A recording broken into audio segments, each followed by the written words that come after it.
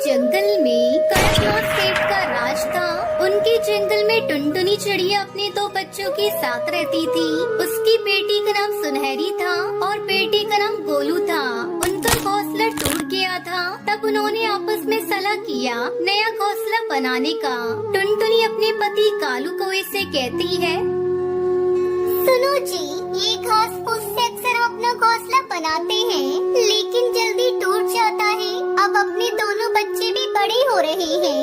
दोनों दिन भर घर में उछल कूद करते रहते हैं। मैं सोच रही हूँ जंगल से चिकनी मिट्टी लाकर उनसे एक सुंदर मजबूत घर बनाया जाए।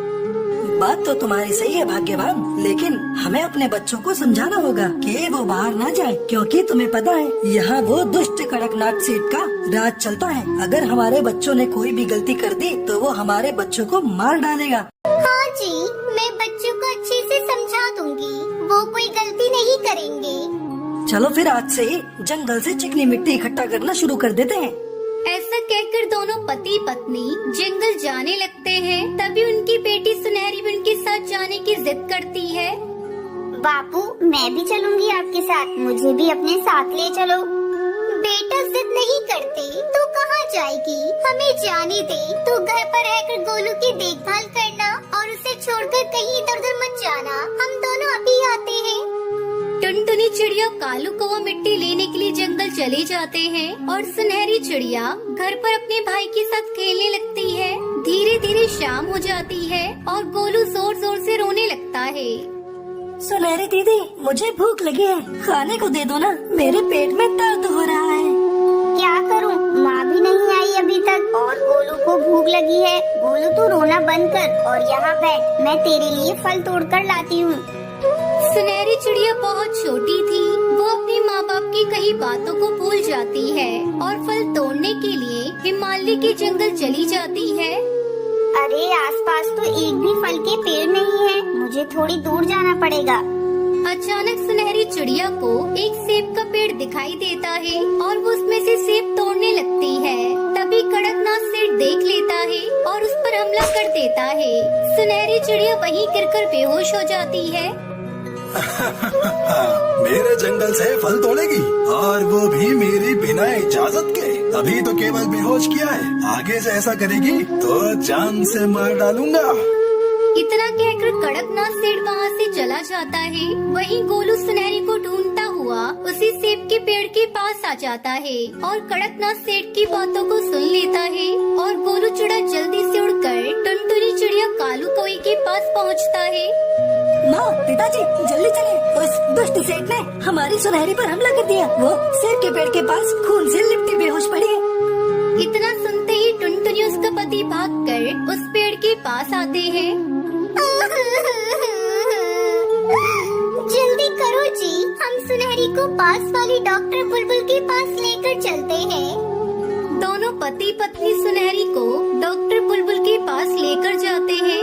इसकी हालत तो बहुत गंभीर है। आप सबको पता है ना, जंगल में बच्चों के लिए कितना खतरा होता है, फिर भी आप लोग अपने बच्चों को अकेला छोड़ देते हो। डॉक्टर बुलबुल, मेरी सुनहरी को बचा लीजिए, मैं आपके आगे हाथ जोड़ती हूँ। हम आगे से कभी अपने बच्चों को अकेला नहीं छोड़ेंगे। डॉक्टर बुलबुल के इलाज के बाद सुनहरी आंखें खोल लेती है। हे भगवान, तेरा लाख लाख धन्यवाद कि आपने मेरी सुनहरी को बचा लिया। हिमालय के जंगल में टुनटुनी चिड़िया अपने पति के साथ रह रही थी। टुनटुनी चिड़िया अंडे देने वाली थी। दोनों पति पत्नी बहुत खुश थे। अचानक एक दिन बरसात का मौसम होने लगता है। अरे कालू जी, ये क्या, अभी तो बारिश का मौसम भी नहीं है, फिर ये बरसात क्यों होने लगी? हमने तो अपना घोंसला भी मजबूत नहीं किया। अगर बारिश होती रही तो हमारा घोंसला कहीं टूट न जाए। तुम माँ बनने वाली हो, ऐसे मौके पर ऐसी अशुभ बातें नहीं बोलती। थोड़ी देर में बारिश रुक जाएगी, फिर मैं अपना घोंसला मजबूत बना दूंगा। तुम फिक्र मत करो, मैं सब संभाल लूंगा, तुम बस अपना ख्याल रखो। थोड़ी देर बाद बारिश रुक जाती है और कालू को वो मजबूत लकड़ियाँ लेने के लिए जंगल में चला जाता है। इधर टुनटुनी घोंसले में बैठी सोचने लगती है। हे भगवान, ये हमारा पहला अंडा है। भगवान करे सब अच्छे से हो जाए। जब अंडे से बच्चे बाहर आएंगे, मैं अपने बच्चों को बहुत खुश रखूंगी। उन्हें दुनिया की हर खुशी दूंगी। अपने बच्चों को खूब पढ़ाऊंगी और एक अच्छा पक्षी बनाऊंगी। टुनटुनी चिड़िया भी ऐसा सोच ही रही थी कि तभी तेज बारिश शुरू हो जाती है। थोड़ी देर बाद कालू कौआ खाली हाथ वापस घर आ जाता है। तुम ठीक तो हो ना टुनटुनी? हाँ कालू जी, मैं तो ठीक हूँ, लेकिन आप खाली हाथ वापस क्यों आ गए? लकड़ियाँ कहाँ है?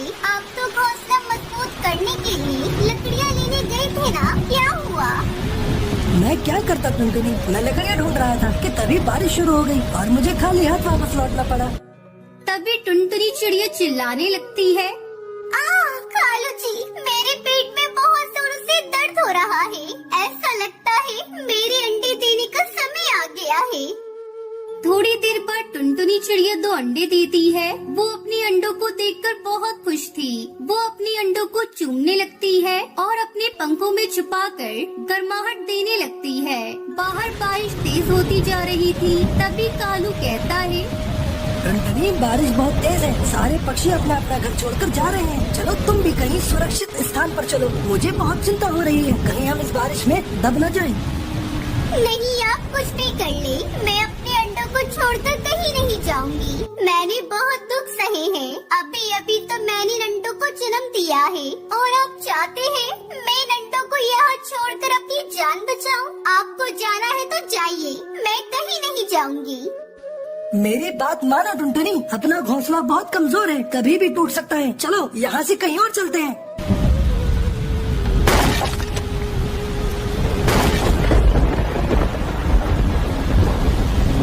अरे ये मैं कहाँ हूँ? मेरे अंडे कहाँ हैं? कौन मुझे यहाँ लेकर आया? कालू जी कहाँ हैं आप? जल्दी मेरे पास आइए। चुप हो जाओ टुनटुनी, मत रो। तुम्हें नहीं पता, आधी रात को तुम अचानक बादल गरजने की आवाज सुनकर बेहोश हो गई थी, तब मैं तुम्हें यहाँ लेकर आया। ये सब आपकी वजह से हुआ है कालू जी। अगर आप मुझे नहीं लाते तो मेरे अंडे ऐसे नहीं फूटते। क्यों किया आपने ऐसा मेरे साथ? बोलिए।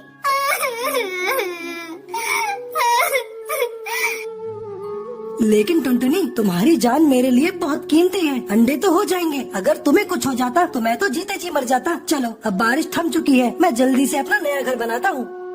फिर कालू कौआ जंगल से हरे हरे बांस लेकर आता है। तभी कालू को रास्ते में एक छोटी सी चिड़िया रोती हुई दिखाई देती है, जिसका नाम सुनहरी होता है।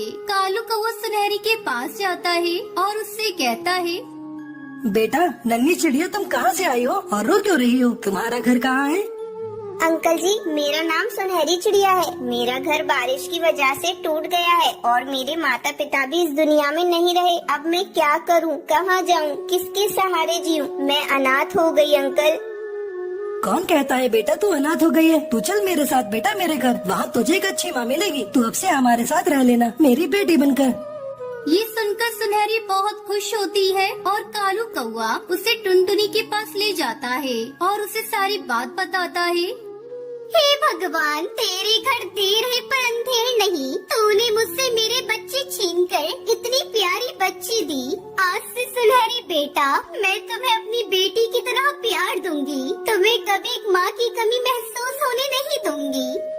अब सुनहरी को देखकर टुनटुनी भी अपना गम भूल जाती है। फिर तीनों मिलकर हरे बांस से अपना नया घर बनाते हैं और खुशी खुशी उसमें रहने लगते हैं।